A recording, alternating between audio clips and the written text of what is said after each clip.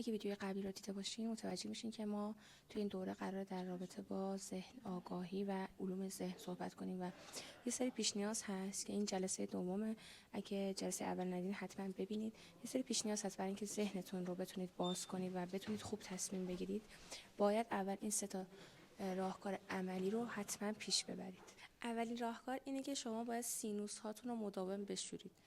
سینوس ها کجان؟ همتون میدونید که این قسمت پیشونی ما و این قسمت ها سینوس های ما قرار دارن و دقت کردین زمانی که شما سرماخوردگی دارین یه حالت گیجی منگی بهتون دست میده و قدرت تجزیه و تحلیلتون میاد پایین.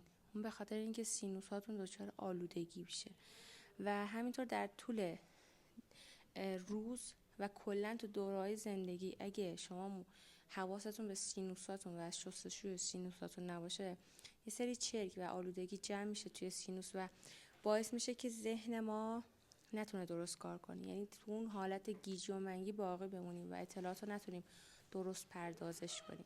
پس باید اولین کاری که میتونید انجام بدید اینه که سینوساتون رو بشورید، حتما تمیز کنید. با چی؟ با آب نمک، از جوش شیرین میتونید استفاده کنید و همچنین اگه بتونید از سرکه سفید استفاده کنید خیلی خوبه، اما اگه سختتونه و همون آب نمک و جوش شیرین. باید آب نمک رو بریزین کف دستتون و استنشاق کنید.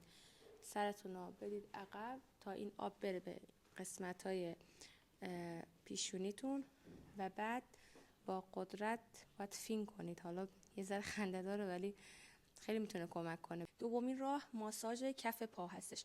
ماساژ کف پا یا همون رفلکسولوژی بهش میگن. این برای اینه که شما توی کف پاتون اعصاب تمام نقاط بدنتون هست. اگه شما اونا رو ماساژ بدین و بازشون کنید باعث میشه که تمام اعصاب نقاط بدنتون باز بشن و مغزتون خوب کار کنه. دومی راهو گفتم ماساژ کف پا هستش که میتونه به صورت ماساژ فشاری هم انجام بشه.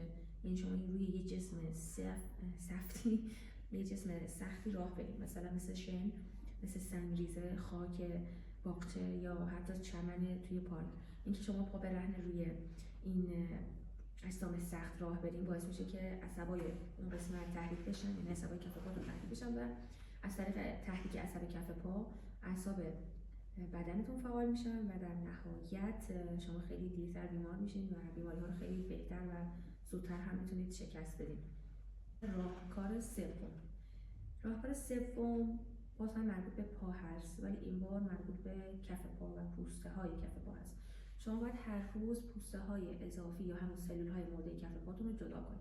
سابق توی خونه ها سنگ پا وجود داشت ولی الان اکثر خونه ها سنگ پا نداره و شما میتونید از سوهان پا یا ابزار پدیکور استفاده کنید. پدیکور خیلی روش خوبی برای جدا کردن پوسته های کف پا هست که باعث میشه سودا از بدنتون خارج بشه. سودا در بدن ما چیکار میکنه؟ تولید سردی میکنه. وقتی بدن سرده و سر سرده شما نشخوار ذهنی بیش از حد دارید، یعنی بیش از حد به اتفاقات گذشته فکر میکنید، بیش از حد چیزهایی که در گذشته شما رو رنج داده میاد تو ذهنتون و غم آینده رو هم آرزو دارید. برای همین بهتره که پوسته های کف پاتون رو جدا کنید، تمیز کنید و ماساژ بدین کف پاتون رو، روغن‌مالی کنید، روی سنگریزه راه برید. یه قسمتی از خونتون میتونید سنگریزه بریزید.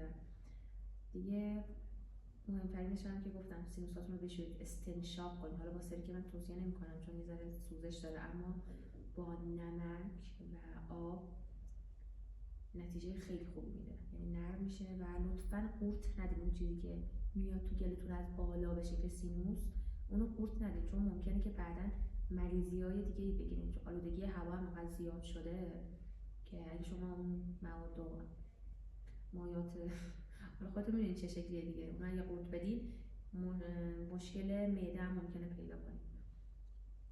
مرسی از همگی که تا اینجا ویدیو با من همراه بودن و وقت گذاشتن، برای خودشون ارزش قائلن. این دوره ادامه خواهد داشت. اگر دوست دارین به علوم ذهن بیشتر آگاه بشید حتما پیگیری کنید. در پناه عشق باشید، آگاه باشید. خدا نگهدار.